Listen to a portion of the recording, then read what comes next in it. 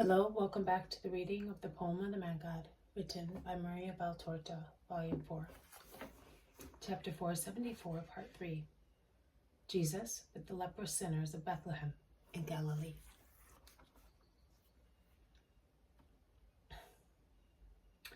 And the two men still disfigured, perhaps smiling, but who can tell when a leper smiles?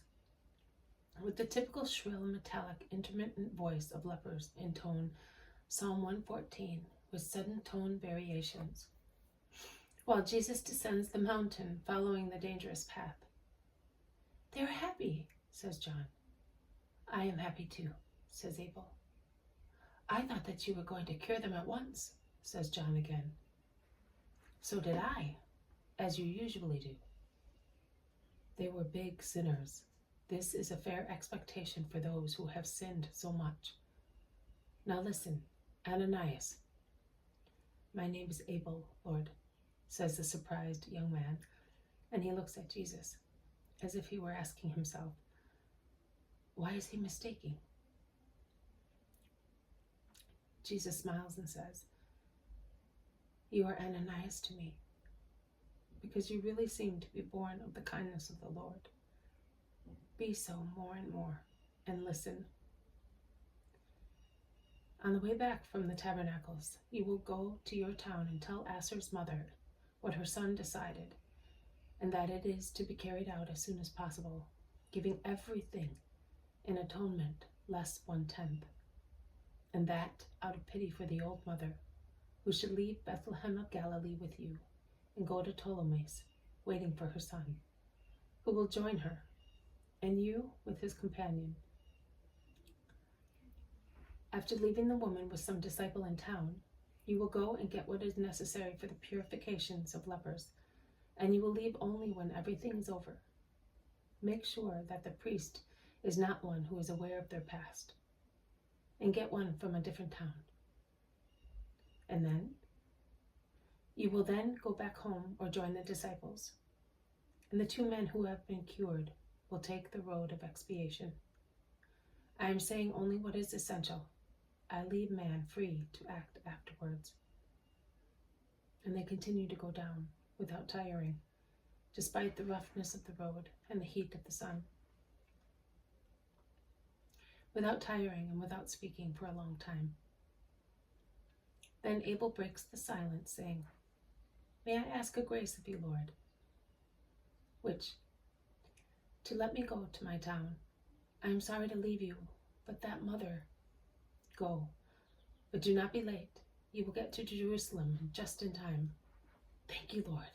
I shall find but her, poor soul, ashamed of everything since her Asher sinned, but she will smile once again. What shall I tell her in your name?" "That her tears and prayers have achieved grace, and that God encourages her to hope more and more, and that he blesses her.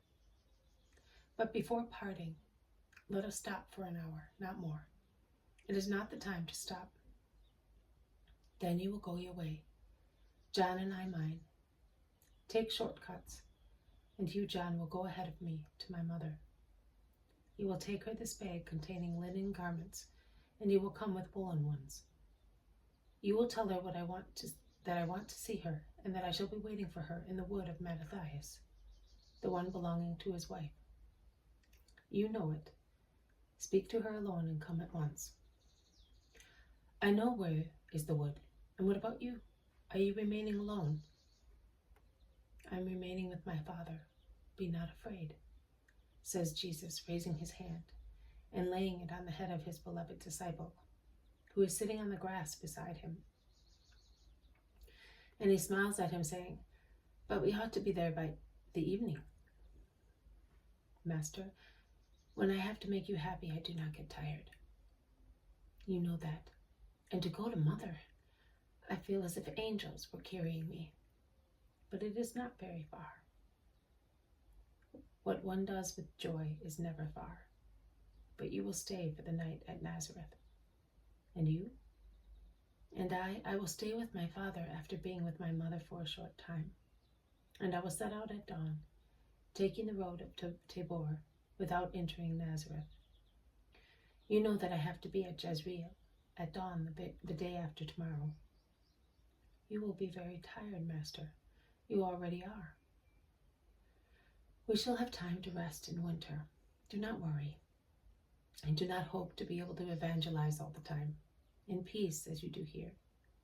We shall meet with many delays. Jesus lowers his head pensively, nibbling at his piece of bread, more to keep the two disciples company. Young as they are and happy to be with the Master, they are eating with relish, than to satisfy his hunger.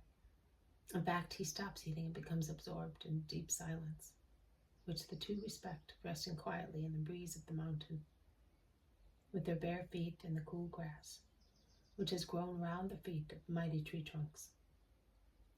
And they would also doze, but Jesus raises his head and says, "Let us go.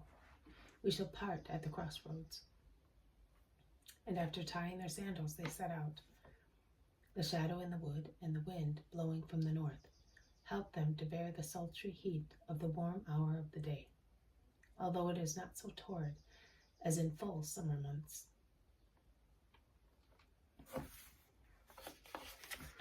This has been a reading from the poem of the Man-God, written by Maria Valtorta, Volume 4, Chapter 474, Part 3. Jesus with the leprous sinners of Bethlehem in Galilee. Thank you for listening. I will see you tomorrow. May God bless you, and may peace be with you.